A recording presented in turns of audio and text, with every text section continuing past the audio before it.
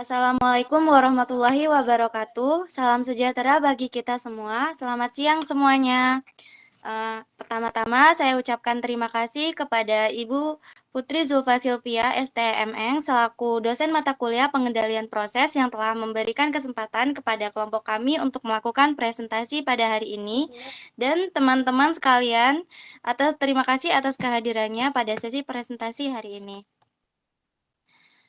Pada kesempatan ini, saya dan rekan-rekan kelompok saya dari kelompok 9 akan membahas terkait Piping and Instrumentation Diagram of Nitric Acid Production from Ammonia Oxidation.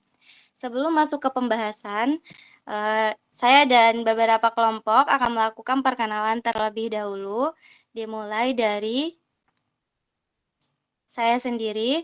Perkenalkan, nama saya Puji Pawit Paujia dengan NIM 123280046 dan rekan saya.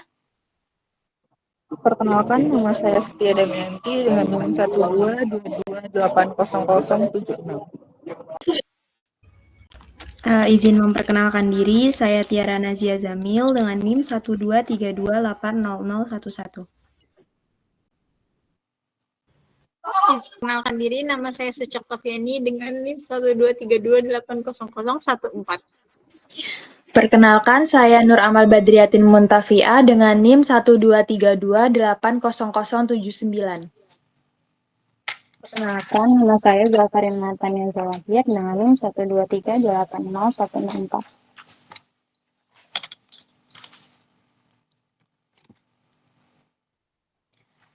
Adapun topik yang akan kami bahas mencakup beberapa poin utama. Yang pertama itu overview, kemudian PNID, pembahasan, dan kesimpulan.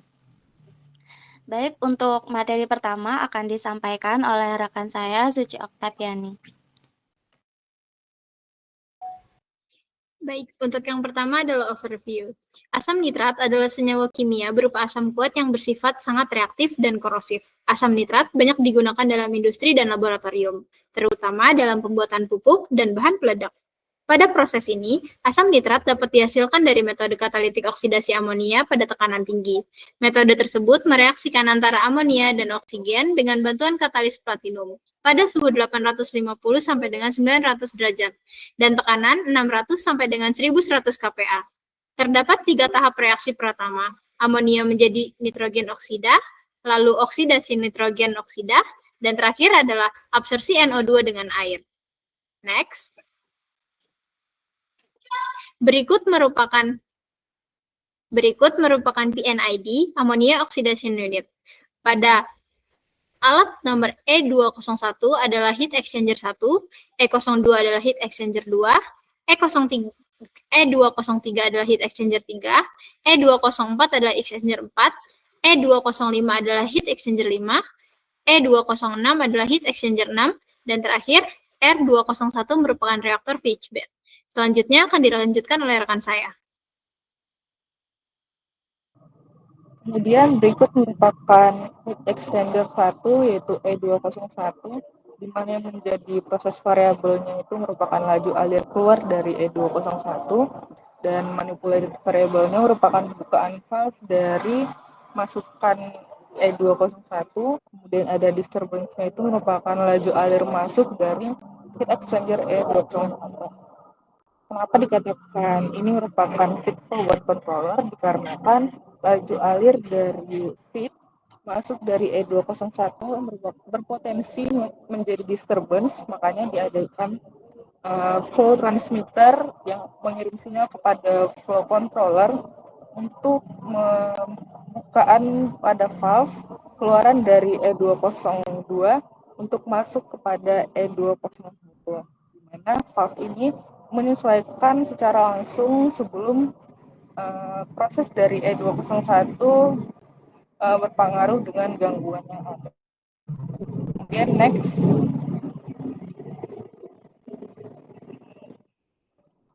Kemudian berikut merupakan heat exchanger 2 yaitu E202, di mana E202 ini memiliki proses variabelnya itu adalah temperatur keluaran E202 dan manipulated variabelnya itu merupakan bukaan valve masukan dari E202.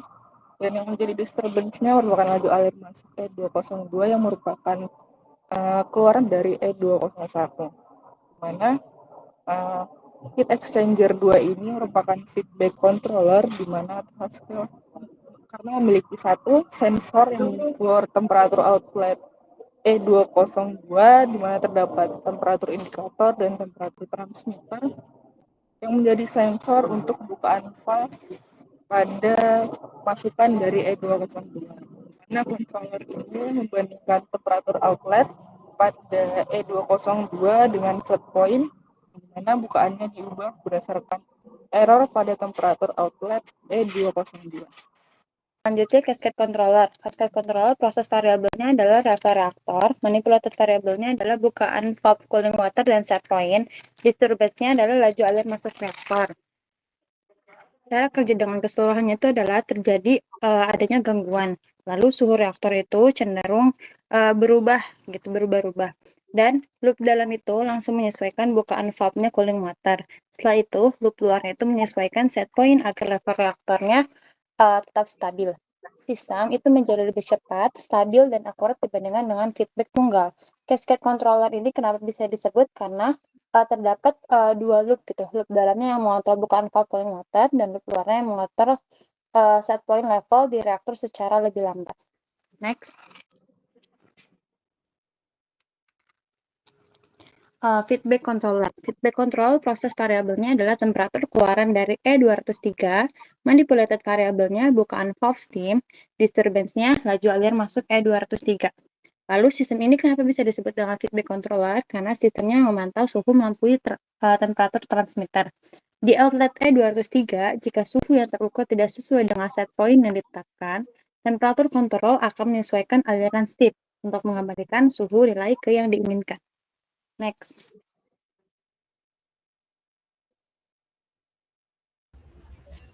Kemudian ada feedback controller, di mana proses variabelnya itu adalah temperatur keluaran E204, kemudian manipulated variabelnya itu ada bukaan valve steam, dan disturbance-nya itu laju alir masuk E204.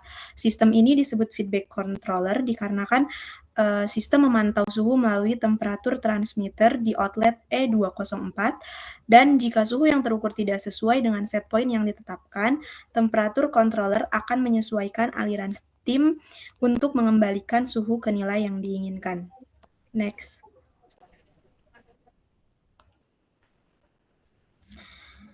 Kemudian feedback controller, di mana proses variabelnya itu temperatur keluaran E205 dan manipulated variabelnya itu ada di bukaan valve cooling water dan steam, dan disturbance-nya itu laju alir masuk E205. Sistem ini disebut feedback controller karena pengukuran suhu keluaran E205 dibandingkan dengan set point suhu yang diinginkan. Kemudian jika terjadi perbedaan antara suhu yang terukur dan set point, controller akan menyesuaikan aliran steam dan bukaan valve cooling water untuk mengembalikan suhu ke nilai yang diinginkan.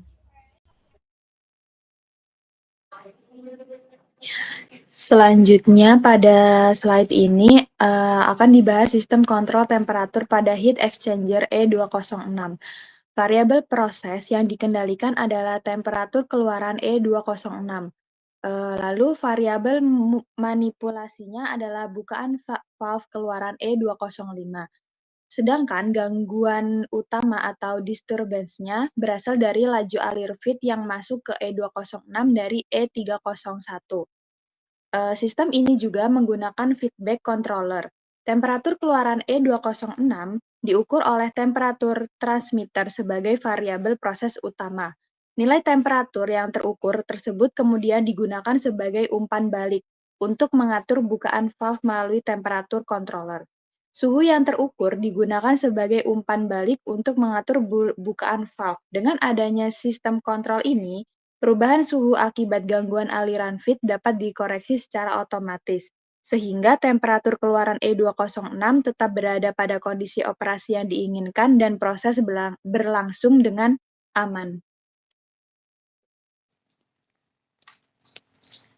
Diperoleh kesimpulan bahwasanya yang pertama, feedback control mengontrol suhu berdasarkan pengukuran suhu yang terukur dan umpan balik.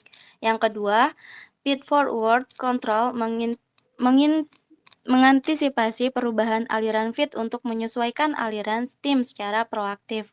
Yang ketiga, cascade control digunakan untuk mengatur aliran pendingin dengan loop dalam yang lebih cepat dan aliran steam dengan loop luar untuk memastikan suhu tetap stabil.